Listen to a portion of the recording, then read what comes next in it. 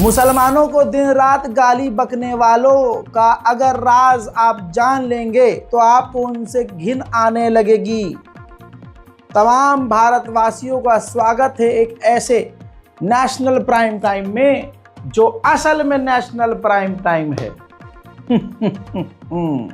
मोमिनीन हजरात, ऐसी जानकारी दूंगा कि आज आपको ये जो सनातनी संस्कारी अपने आप को बताते हैं इनकी औकात खुल जाएगी। ये खुद आतंकवादी, ये खुद देश के गद्दार, उंगलियों पर गिनवा दूंगा, उंगलियों पर।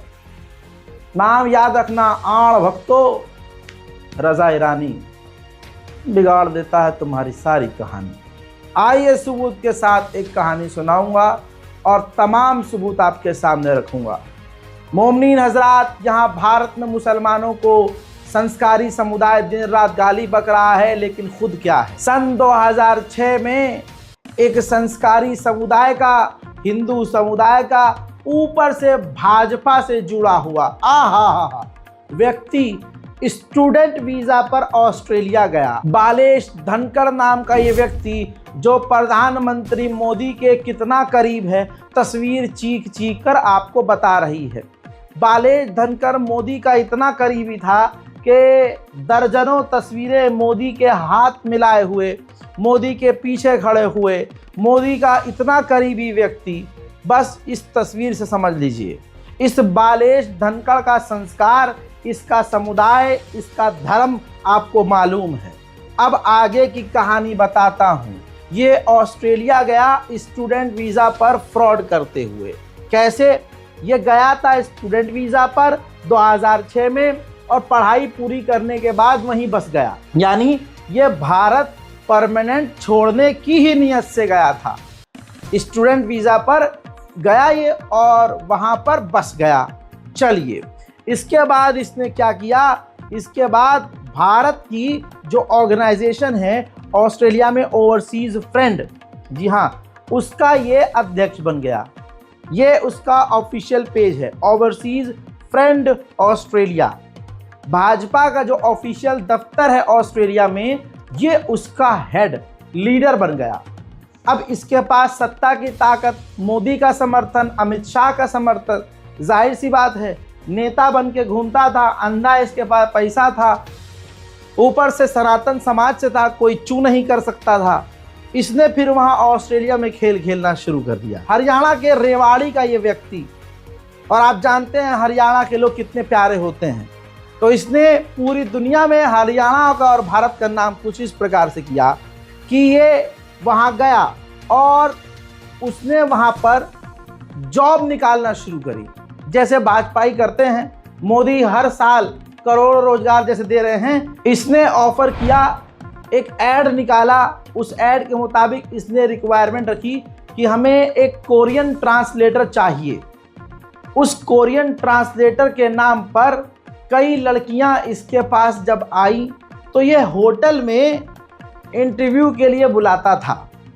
और ये संस्कारी समुदाय का, भाजपाई संस्कारी, ये हिंदू संस्कारी ऑस्ट्रेलिया में लड़कियों को होटल के अंदर इंटरव्यू के लिए बुलाता और आइसक्रीम के अंदर नशे की चीज़ मिलाकर बेहोश कर देता और फिर उनके साथ करता, उनका रेप करता, उनकी इज्जत को तार तार करते हुए वीडियो बनाता, प्रोफेशनल तरीके से वीडियो बनाता। और ऐसा उसने एक बार नहीं कई बार किया, और इतनी बार किया कि ऑस्ट्रेलिया में भारत का नाम हो गया और भाजपा का वहाँ रौला जम गया। भाजपा कितना बढ़िया ऑस्ट्रेलिया में काम कर रही है।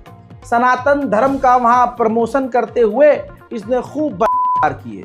अब इसका ये रोज का काम हो गया था। रिपोर्ट के अनुसार, अब अगर आपको लग रहा है कि मैं अपनी तरफ से कोई बात कह रहा हूँ तो आपकी स्क्रीन पर ये अब कई प्रूफ लगा रहा हूँ। ऑस्ट्रेलिया की पुलिस ने इसे गिरफ्तार किया और इस कुत्ते के बारे में तमाम जानकारियां इकट्ठा करना शुरू की। 21 अक्टूबर 2018 को बालेश गिरफ्तार हुआ। तब तक 5 कोरियन लड़कियों का वो रेप कर चुका था।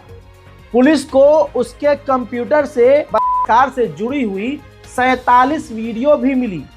जो से जुड़ी हुई थी।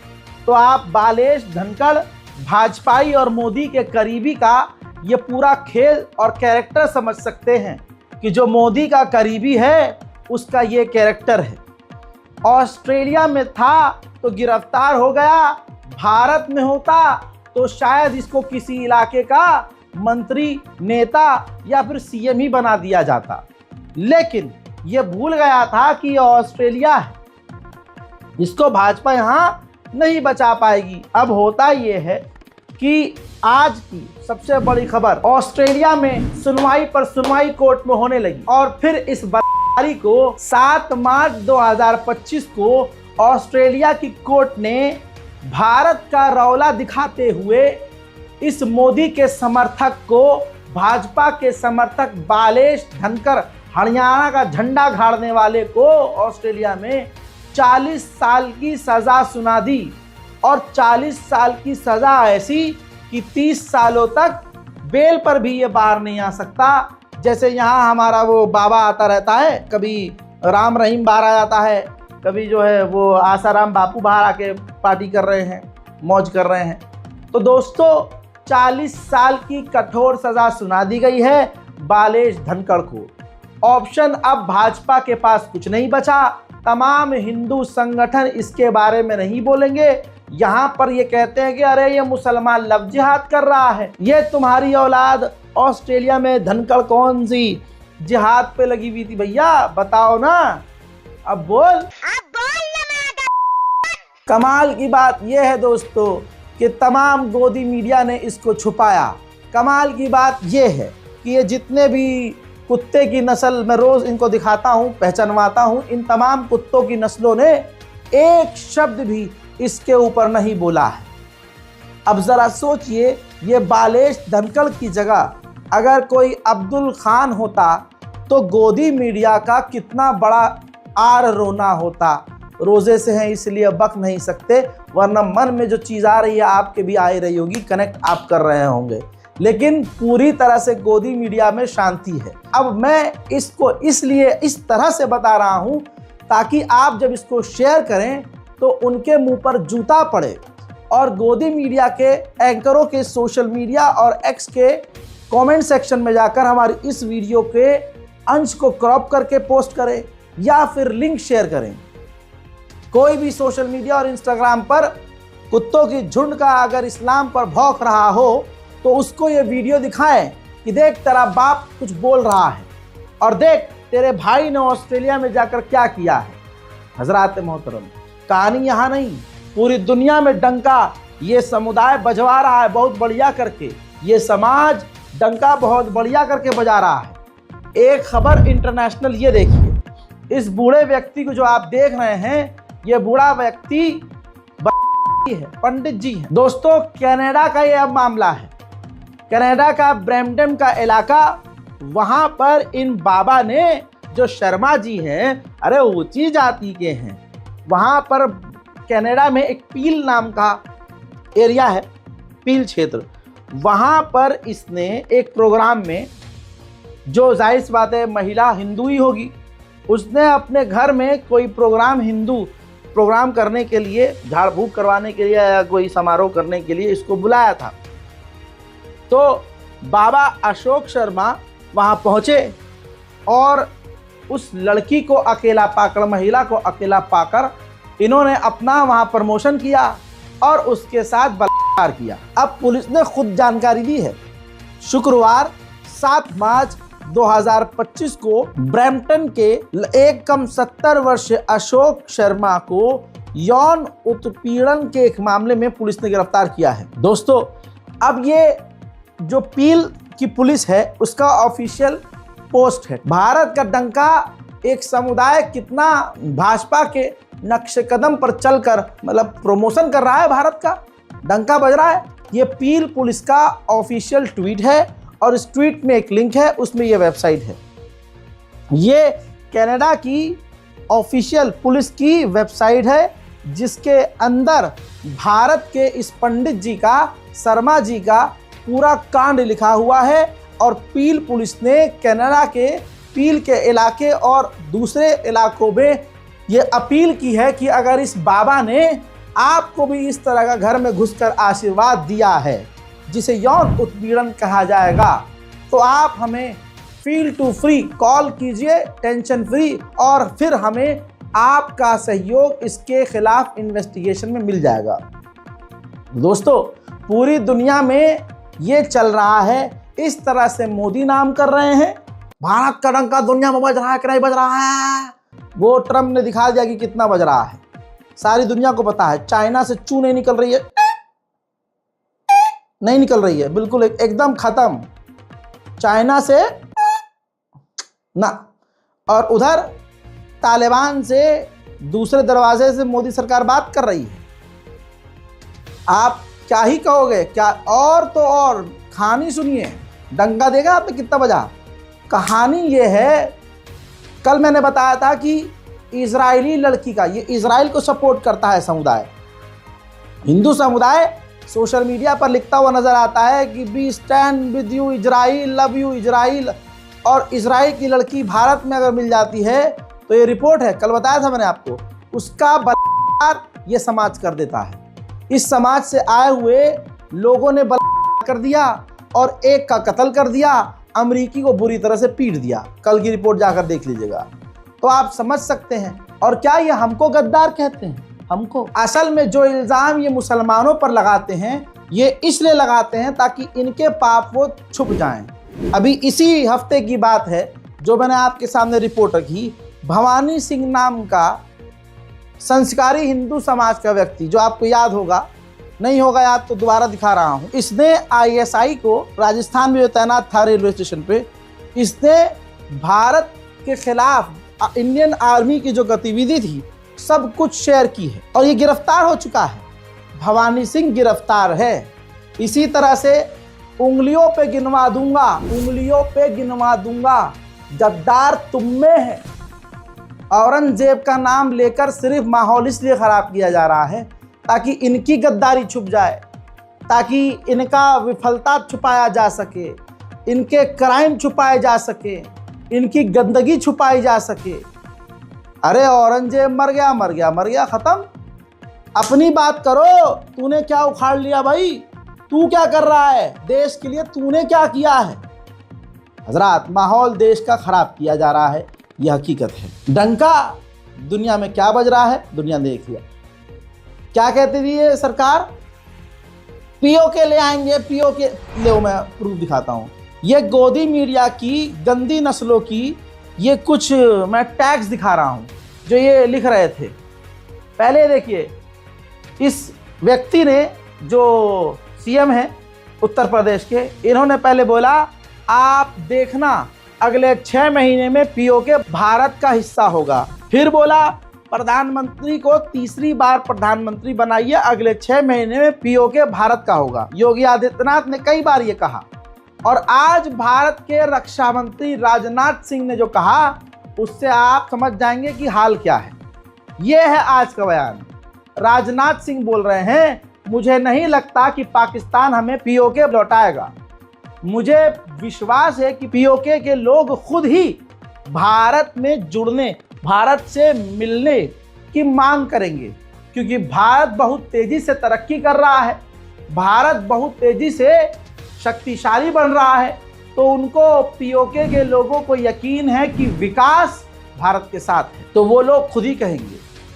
मतलब खुद से कुछ उखड़ नहीं रहा, इनके में इतना दम होता तो कहते कि मतलब वोट तो ऐसे ही मांगा था इन्होंने, आप मोदी को वोट दो, पीओके हम लेकर दिखाएंगे। अरब वो दे नहीं रहा है, वो पीओके नहीं दे रहा, पाकिस्तान देगा नहीं पीओके। अरे लोगो, पीओके के लोगो, तुम बोलो कि हमें तो भारत से जुड़ना है, और पाकिस्तान के कहा हाँ हाँ जुड़ जाओ, जुड़ जाओ, कोई बात नहीं, भारत जाना है, भारत जाना है बाबू, जब ये पूरा इलाका भारत में जोड़ना है, हाँ जोड़ लो जोड़ लो जोड़ लो जोड़ लो। अरे कोई हाँ बोलो भारत माता की जय, बहुत बढ़िया।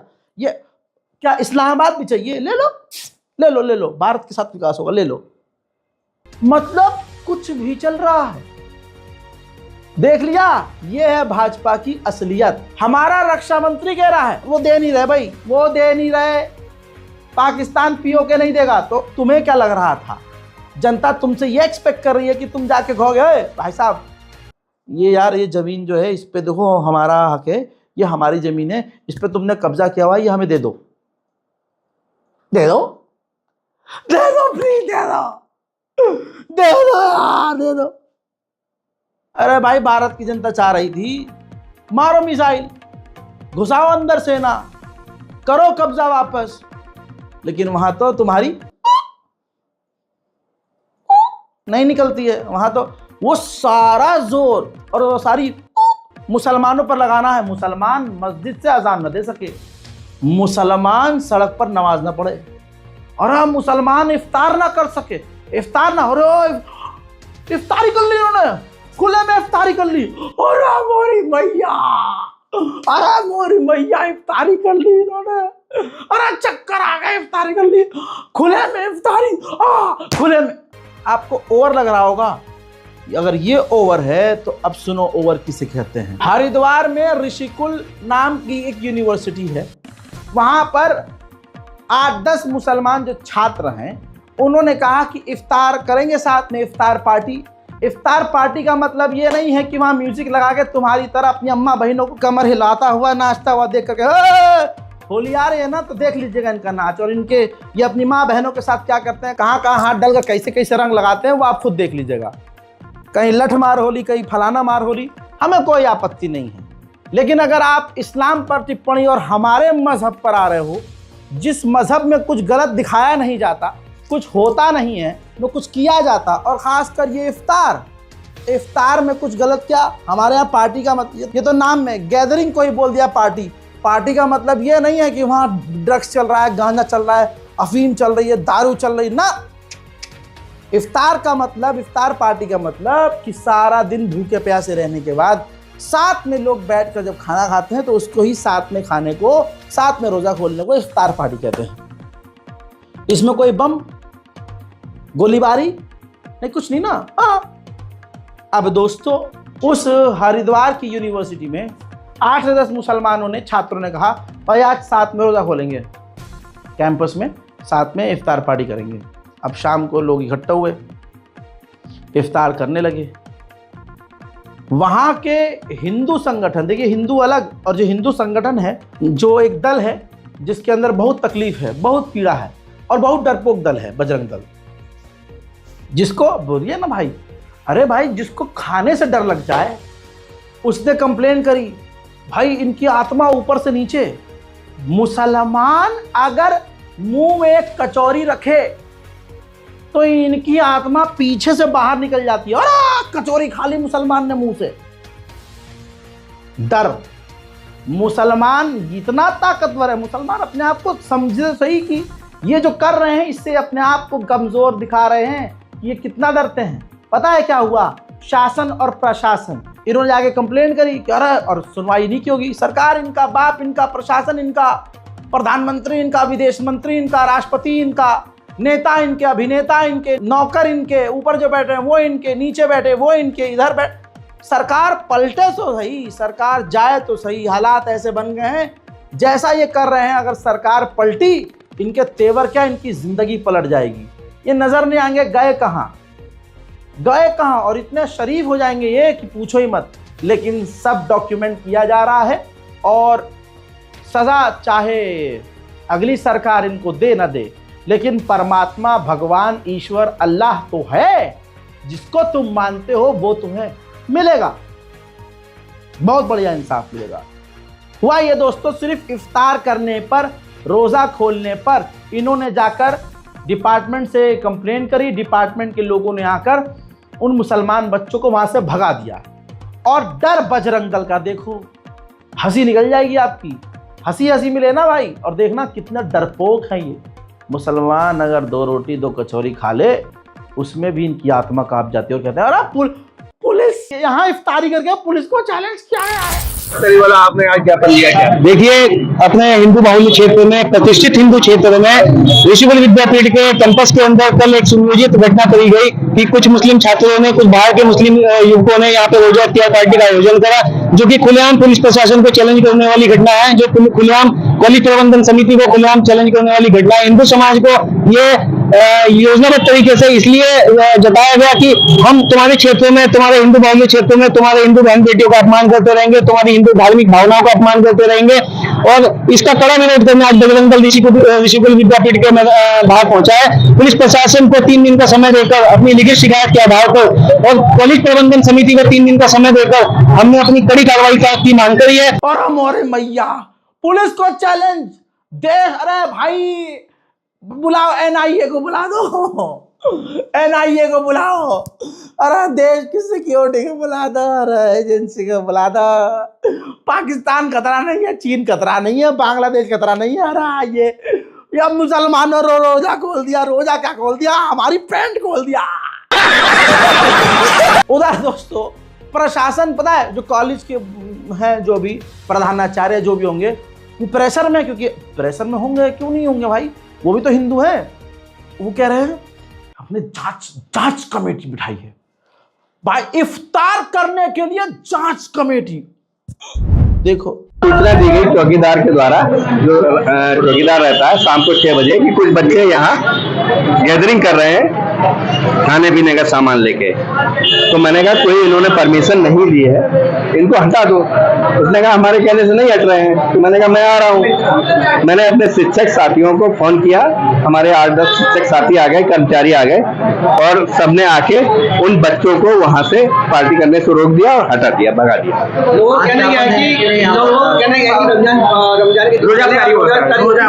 देखिए क्या था ये तो मैं नहीं कह सकता, क्योंकि गेट टुगेदर बच्चे कर सकते हैं, कुछ भी कर सकते हैं, तो उसमें कोई कमेंट नहीं करूँगा। क्या कर रहे थे, रोजा अफ्तारी कर रहे थे, क्या गेट टुगेदर कर रहे थे?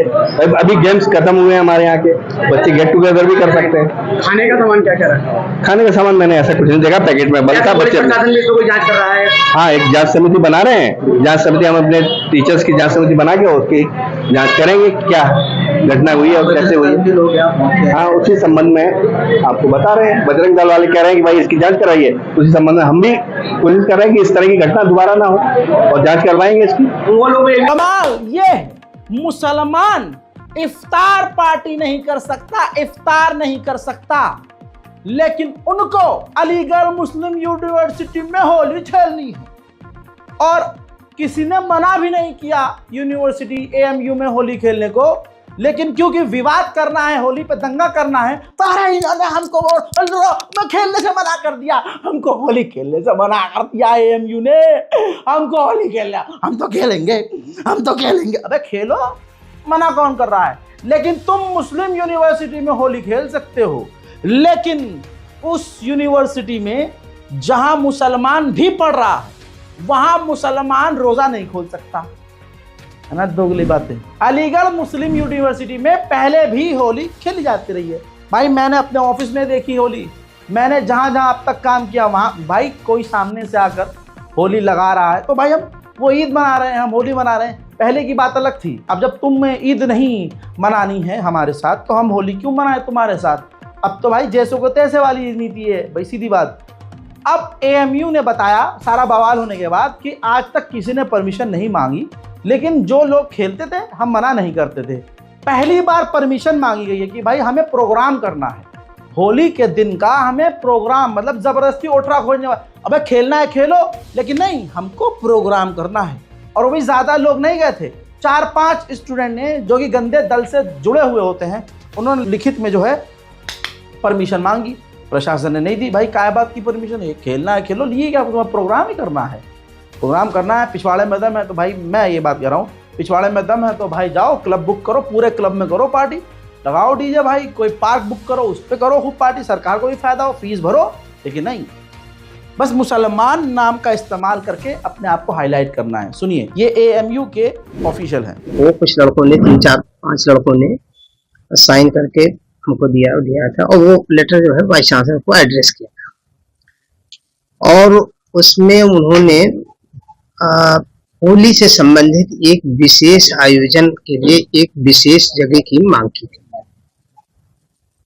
यूनिवर्सिटी ने उस पर गौर करने के बाद में ये फैसला लिया कि चूंकि इससे पहले कभी ऐसी कोई अनुमति नहीं मांगी गई, न दी गई है, लिहाजा कोई नई चीज हम करने से गुरेज करें। लिहाजा इसी संबंध में यूनिवर्सिटी ने यह फैसला लिया कि हम ऐसी अनुमति के पक्ष में नहीं। और जहां तक रह गया यूनिवर्सिटी में होली की बात, होली तो हमेशा से होती आ रही है और स्टूडेंट्स अपने हिसाब से अपनी अपनी जगह पर, अपने हॉस्टल्स में, अपने कमरों पर, अपने डिपार्टमेंट्स में मनाते हैं, पूरे हर्षोल्लास के साथ मनाते हैं। हजरात, ये हाल है। इस रिपोर्ट को शेयर कीजिए, दुआओं में याद रखिए। जय हिंद।